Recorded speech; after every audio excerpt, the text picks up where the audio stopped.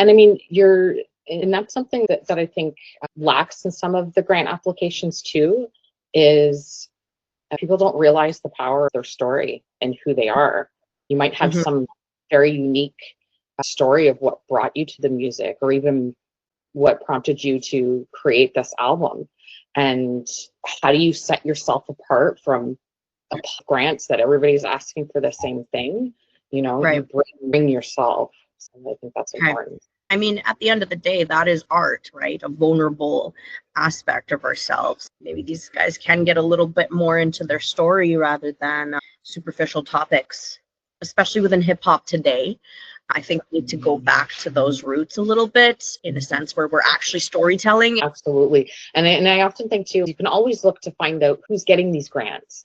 So if there's a certain artist and you're like, they're always getting grants, or if you're wondering if they get grants, you can always look at their stuff and figure out what grants they've received from what funders. I've heard that once you get into the grant community and you do receive a grant, it's much easier to keep it revolving as long as the grant is around. Or can you reapply the next year, or are they looking for newer applicants to fund?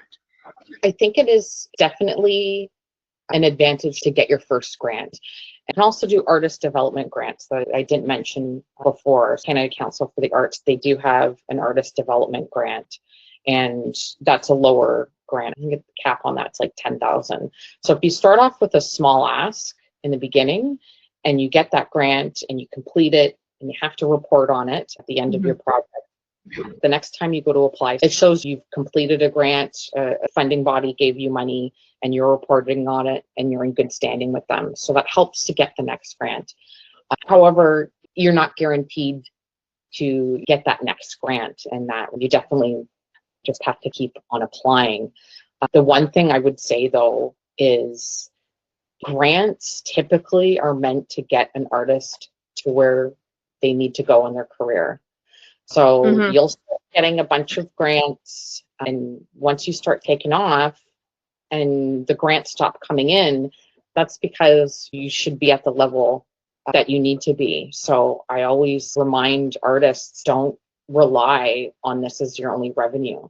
So how are you going to sustain yourself when the grants do run dry? Okay, so essentially what you're saying is grants is just to open the door. It's not to carry you. Do you know of any artists that obtain a financial advisor once they do have the grant in order to have some literacy behind how you're spending it? Or is that kind of something that artists just have to do on their own once they obtain a grant? Well, when you are applying for a grant, you have to put together a budget. So the budget that you put together when you're applying, that's how you're supposed to spend the money. But I mean, things do happen and something might change in your budget. So you would have to communicate with the funder and say, hey, this isn't happening, but I can do this with the money. And usually they will agree and say that's fine.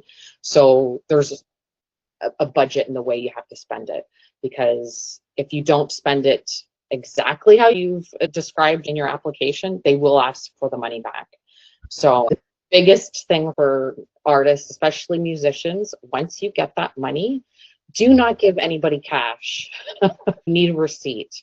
Even if you can do up a receipt in Canva or in Word or something like that, it doesn't have to be fancy, but make sure that you're getting some sort of invoice and you've got a paper trail of what you paid out. So when it comes to factor and going after travel grants for touring, you want to have a good marketing plan together.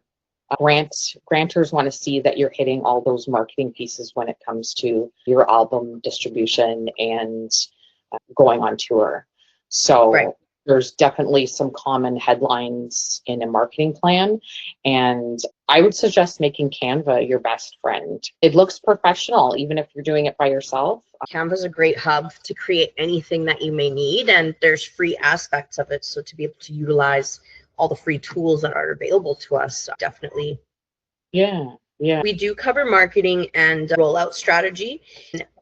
In the blueprint, we do introduce a structure that can be used and things that you're looking into like topic points when you are marketing your project. I think we're actually going to be creating an in-depth marketing segment in relation to the blueprint. So it's going to be its own course essentially, where we go into rollout strategy a little bit deeper, and then the marketing behind it, and then tie in, grant eligibility with all of that, and having a business plan. I think. Would you recommend that artists create like a business plan for their artist brand when they're going into the grant aspect of it? Is that something that the government is also looking for? Well, depending on what you're applying for, I know Ontario creates, there's certain grants, especially if you're producing the music yourself, they do want a business plan. I definitely think overall it's important to have some sort of business plan in what you're doing.